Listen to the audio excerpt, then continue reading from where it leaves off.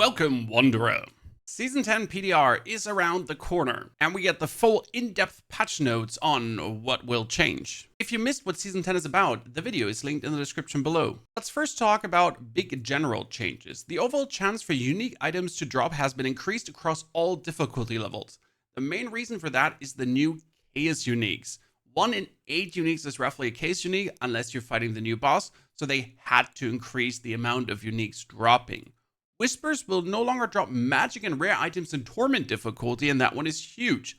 As soon as you get into Torment 1, bam. It's only going to be legendary items and ancestral legendaries, which means you're going to stack up on your aspects faster than ever. Magic and rare item drops from side quest rewards in Torment have been replaced with legendary items. Who does side quests in Torment? And the reward quality in Helltide has been increased in Torment difficulties. That should give you more Infernal Compasses, as this is the season of Infernal Hordes. Then Nightmare Dungeons are getting a nerf. Keep in mind, Horadric Strong Rooms are staying, but for some reason they reduced the quantity of items dropped from them.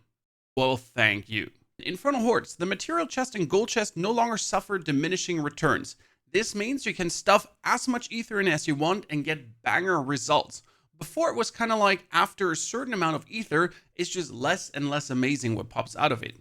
The greater chest of materials now costs 400 ether, up from 200, and awards Opticite and gold in addition to gear. We're talking about the big chest in the middle that always drops 2-3 ancestral legendary items. Well, we're also getting Opticite there now. Unique items and legendary aspects that were primarily found in Infernal Hordes have been moved to the general pool, and the unique items have been added to layer boss unique pools.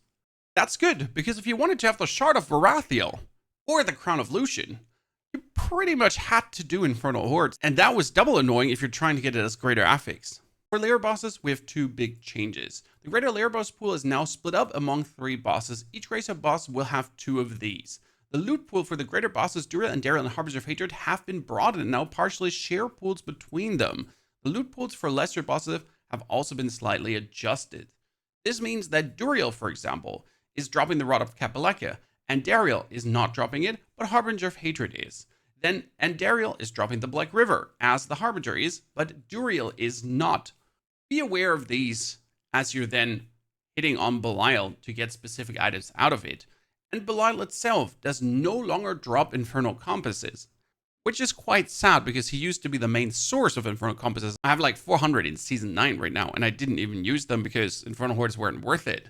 The patch notes in general give you the loot tables for the 3 bosses and what was added to Greg, Zur, Varsh, Beast of Ice, and Urivar. And now to the biggest, most devastating change for many builds.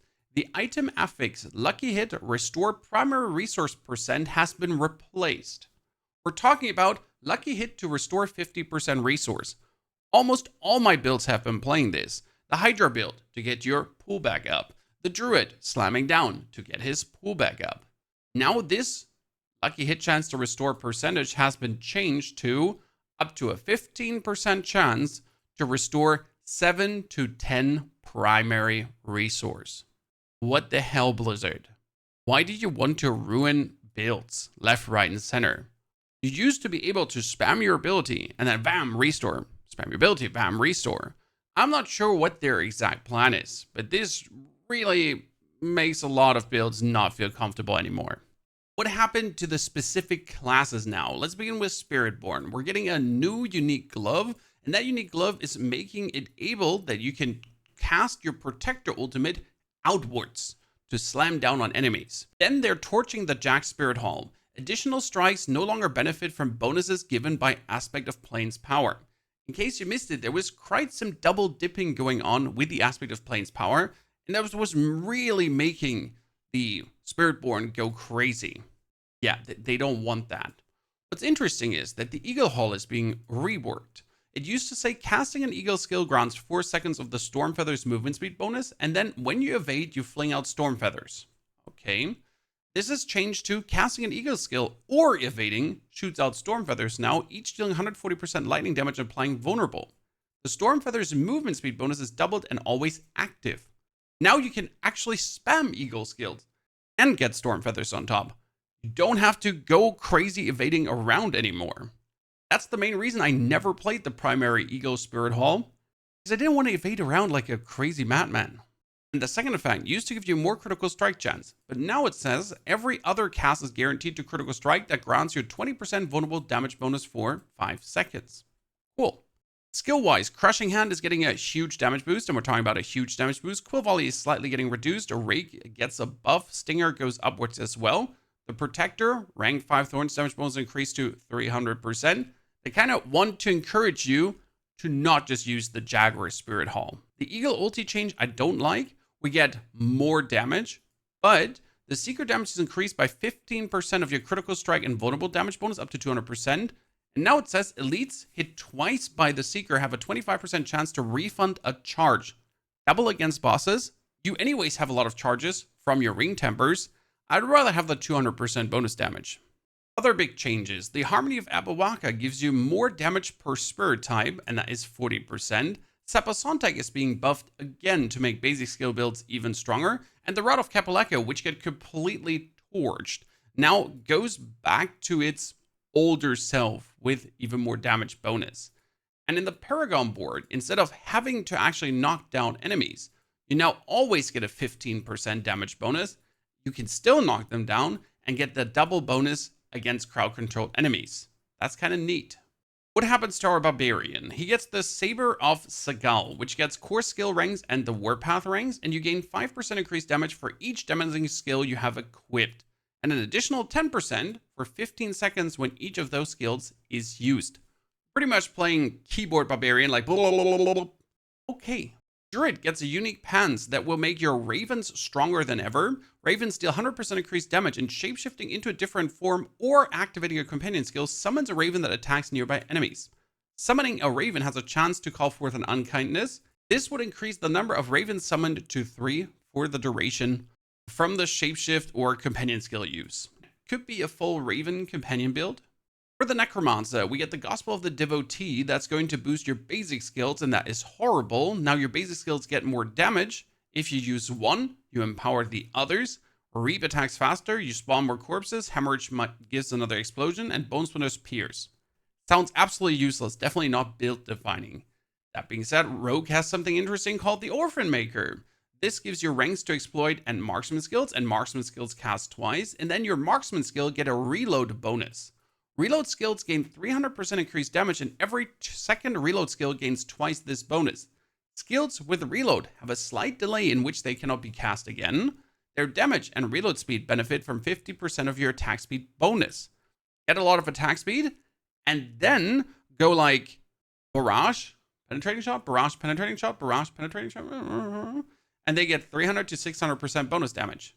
For the Sorceress, we have Galvanic Azurite. This gives you ranks into elemental synergies and cooldown reduction. The unique power will have lightning damage, magnetize enemies, and if magnetized enemies are close together, they kind of stuck, and they'll take 60% increased lightning damage. I love the idea of just having everyone bundle up because they're getting magnetized in Infernal Hordes.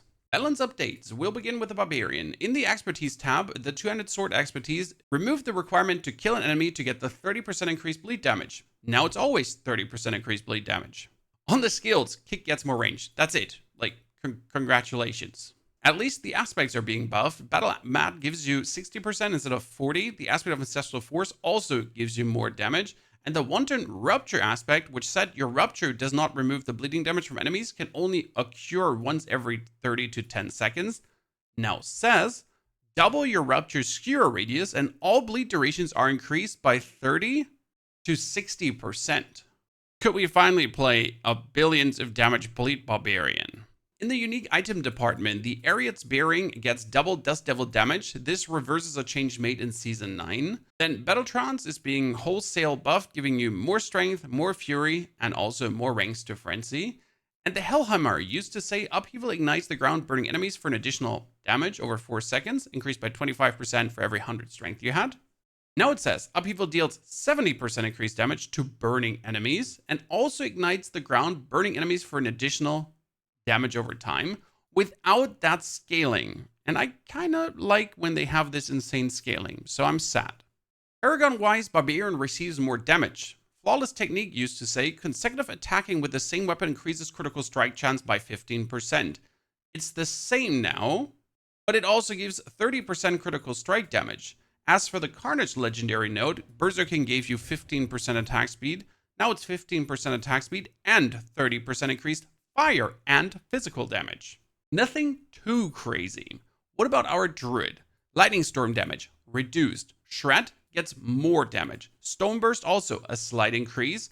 Tornado has the damage reduced, but the behavior is reworked and will now actually seek out targets better. A very big one though is the Grizzly Rage change. Base damage reduced from 60 to 40%, and the damage bonus per second is reduced from 4 to 1%, capping at 25 rather than 100%. That's horrible. I mean, we used to use Grizzly Rage and had Grizzly Rage up all the time to get that huge 100% damage bonus and then critical strike damage bonus with the aspect on it. And now they're, man, this hurts. I mean, first they actually ruined Petrify, and now they're also ruining Grizzly Rage. I don't like this at all. Passives. The Perfect Storm used to say that you get 2 spirit and bonus damage against vulnerable immobilized slowed. Now you always do the damage, and you get the spirit if you're hitting the conditioned enemies. For legendary aspects, the Of the Wild Rage is changed from your companions gain double the bonus of Bestial Rampage to casting a companion skill has a 40% chance to activate an equipped companion skill and reduce its cooldown by 5 seconds. With the new Raven Pants and chaotic powers from Season 10, this could get interesting. Stormclaw's damage is being reduced as Stormclaw was very powerful in Season 9. This leads us to the big bread and butter changes. Unique items Flesh Render can now trigger from auto cast skills. That's insane. Flesh Render used to have you spam your defensive skills to get ginormous explosions with a multiplier from Flesh Render. Now with chaotic powers and some other shebang bang, if you auto cast skills, for example with a rune or other means, that will actually trigger the Flesh Render effect. I mean, you'll still get RSI playing the build, but it could at least go really crazy. In the Paragon board, the Earth and Sky node now gives us 18% damage. The Tectonic Glyph doesn't give us lucky hit chance anymore, but 15% damage to crowd control enemies. The human nodes used to give us 15% damage reduction while in human form, but now we get 12% increased damage and damage reduction while in damage for human form. Nice. Shapeshifting Glyph said that shapeshifting has 25% chance to cause the skill's damage to critical strike. Now it says shapeshifting increases critical strike chance and damage by 10%. Love that because critical strike damage multiplier further upwards. The Guther Glyph gave us potion healing, useless. Now we gain increased damage and increased potion healing for each missing healing potion. Right, it's damage now, but it's still potion healing, which kind of seems just so weird. Could we just not remove that? And the exploit node, the cooldown before enemies can become vulnerable again is reduced from 20 to 5 seconds. Dankeschön. It feels so weird having that exploit. Yeah, you hit an enemy, he becomes vulnerable, and then like it's 20 seconds until you could make vulnerable again with that node. Yeah, this is vastly better now. Boulder Druid is also getting a neat one. It said boulders cast twice. That was really useful for the overpowered boulders to be there twice. But chance for Boulder to deal double damage is also quite neat, because who does not want to do more damage, especially with the overpowered nerf? Good. This brings us to Necromancer, and Necromancer minions now always get resurrected when the Necro gets resurrected. Hail Mary, it sounds so simple, but it should have been there a long time. Blight now deals more damage than ever, but Supernatural Blight is being changed. It used to give you and your minions 20% increased damage. Cool. Now it says you and your minions deal 10% increased shadow damage to enemies within Blight. I guess it makes sense to change it this way though, because Blight used to be a thing you use with whatever build. Whatever I'm doing, I get 20% increased damage, so I just throw in a Blight. Now it's only shadow damage. Bloodlance gets the damage increase. Blood Surge only by 10%. That's not enough. It needs to at least a double. And Sever gets the damage reduced. Sever is not an overbearing skill. Makes no sense. Plague Corpse Explosion gets more damage bonus, but Corpse Explosion needs so much more damage bonus added to it to finally become useful. Aspect of the Great Feast drains even more essence, but also gives you slight more damage. Then the Bloodseeker aspect gets nerfed heavily. Bloodlands is already one of the worst skills. No one plays Bloodlands. Why nerf the Bloodseeker aspect? Makes no sense. At least Reaping Lotus gets buffed, and the aspect of Fell Gluttony for the Golem Super Burst build now also increases the Golem damage by 40%. Anyways, Golem was already strong. Anyways, Golem could already do billions of damage. And if now all the sacrifice bonuses are properly working, and we get an aspect that actually gives us more damage that we can then put on the two-handed weapon or on the amulet. Yes, I like it. A very important change to the cadavers aspect, consuming a corpse increases the damage of your core and ultimate skills by 7% up to 35%, useless. Now, consuming a corpse increases your damage for 5 seconds up to 35%. And you always consume corpses. If I run around with my golem, I consume corpses. If I run around with corpse explosion, I consume corpses. You always consume some corpses, and you would only have to every 5 seconds consume a corpse and get up to 35% more damage. That's going to be a no-brainer in certain builds if you then have the aspect slots open. Now to the not-so-pleasant things. Paragon, Wither Legendary node. It says, your corrupting effects have a chance to deal bonus damage, and that would scale with your intelligence, making the chance actually go bonkers. Now this is changed to, your shadow damage has a 20% chance to deal 300% increased damage. It's cool that it applies to shadow damage, instead of only corrupting effects. Corrupting effects was damage over time. So any shadow damage can now deal 300% bonus damage. That means if you play an X-Files Corroded Signet and you trigger a shadow damage effect, that could go crazy. But it's only 20%. We will test that out on the PDR. I'm not too pleased about this. For the Bonegraft Legendary node, it's not a stacking effect anymore. It's now just a 40% damage bonus to bone skills and a tad more essence. Nice. Now what happened to our rogue? Barrage more damage, flurry less damage, penetrating shot more damage, rapid fire more damage, and twisting blades again slightly reduced after it was doing so well. Deathstrap gets the pull range increase, and Dance of Knives has reduced cooldown when deactivating the skill while one or less charges remained. Now has a high chance to prioritize champions, elites, and bosses. Kinda cool, as with Dance of Knives, if you're going around enemies and there's this champion in the middle that reduces the damage taken from everyone, but if you now prioritize them, Dankeschön. Otherwise, unique item-wise, the Eagle Horn and the Wind Force get more damage. We have the vulnerable damage removed from the Cutthroat Finesse, and that's kinda it with a rogue. I'm kinda confused sometimes how few is happening, but also to the things that are happening. What about the Sorc? Lightning Spear, more damage again. Crackling Energy, also more damage. Ball of Lightning, damage reduced. Mage's Ball of Lightning now also works against all bosses. Good. Blizzard gets more damage, that's nice, because Blizzard was okay, but not good enough. Charged Bolts gets slight damage reduction, but then also the Enhanced Charged Bolt gets, again, a bigger damage. Fireball, more damage than ever. Thank you very much. What about Meteor? Do we see Meteor go crazy? I mean, Frozen Orb, slightly increase in damage, and Incinerate also. But nothing Meteor-wise. I want Meteor to be number 1. The Overflowing Energy passive says, Crackling Energy hits one additional enemy. Each time the Crackling Energy hits an enemy, your shock skills cooldowns are reduced. Now it says, you deal 85% increased lightning damage, and Crackling Energy hits one additional enemy. And each time Crackling Energy hits an enemy, your shock skills cooldown are reduced. Alone, the 85% increased lightning damage is just nice. Maybe we can finally play a Crackling Energy, Chain Lightning, Lightning Spear, something build again, Ball of Lightning, anything to be honest. Like just move away from the Hydra and enjoy more of the Lightning archetype. What they're doing is they're torching the Serpentine aspect. Damage per point of mana reduced from 0.5 to 1.5 to 0.3 and 0.5. It was overbearing. I mean, I have a two-handed weapon, 3% more damage per point of mana. I have 300 mana with the pants. 900% bonus damage was quite a lot on the Hydra. Should still be good, but now you're definitely have to play a one-hand weapon and an offhand, because with this bonus, it's not worth it anymore to put it on a two-handed weapon. Tal Rasha's is also getting less damage. And Essador's Overflowing Cameo, which used to say up and collecting Crackling Energy, there's a chance to release a Lightning Nova, dealing lightning damage increased by 120% for every 100 intelligence you have. Reads now, Crackling Energy gains 10% damage for every level in shock skills you have equipped, and enemies hit have a 10% chance to refund a charge. Up and reaching the maximum Crackling Energy, you rapidly unleash all charges on the closest enemy, you deal 80% increased damage. You cannot gain charges from hits while rapidly discharging. Still interesting, especially the 10% damage for every level in shock skills you have equipped. So if I have like 20 levels in Chain Lightning, build up a lot of Crackling Energy, they bounce back and forth, and then bam, shotgun effect, unload into him, and then build back up, and then bam, shotgun effect. Kind of cute, maybe, or not, or I'm just tripping. Oaken's Catalyst makes Ball of Lightning do more damage than ever, and the Strike of Stormhorn also has more damage than ever for the Ball of Lightning. Makes sense that the Ball of Lightning gets slightly nerfed to then put way more damage into it.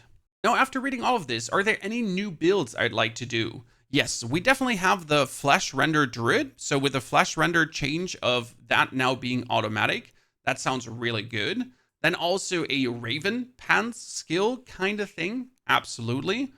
For Sorc, we have Chain Lightning. For Barbarian, maybe Bleed Duration, because we get the 30% more bleed now. We have the increased bleed duration, right? Could be something where we can finally do a full bleed build and you actually see the half of the boss bar just be bleed and then him completely going down. Some interesting stuff, and that's not even mentioning the Chaos Guilds. Because the Chaos Guilds and the Chaos Uniques are definitely going to be shaking up what we play this season. As the case perks, say for example, you can consume each corpse twice. Consuming a corpse creates a chaotic burst dealing shadow damage. My shadow damage can do 300% bonus damage. If I consume corpses, they consume twice. There's 2 explosions coming out. There's 2 chaos bursts coming out. The chaos bursts are shadow damage. The chaos burst can do 300% bonus damage.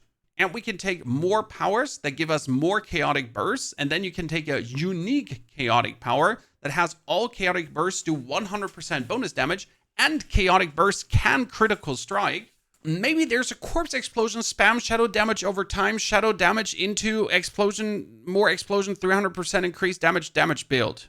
Or not. But we will see.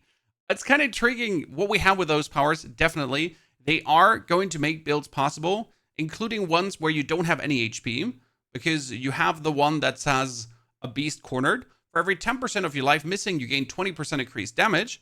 Spending resource also drains a percentage of your life, equal to 30% the resource spent. Refunding those resources, this cannot reduce your life below 10%. A full barrier build with a lot of barrier, but actually playing with 10% life at any given moment. A Spiritborn Gorilla build, because Gorilla always gives you barrier on attack. And then you're getting 9 times 20% more damage, so another 180% bonus damage. Because you don't have life. Why not? Ladies and gentlemen, what do you think about those changes and probably things that are not even in here that they forgot to put in? Is it enough? Should we have more? We'll definitely have to test on the PDR and then yell at them for screwing things up. The PDR is going to start on the 19th of August. And if you haven't now watched the video about what's actually happening in Season 10, there you go. Enjoy, comment, and see you soon.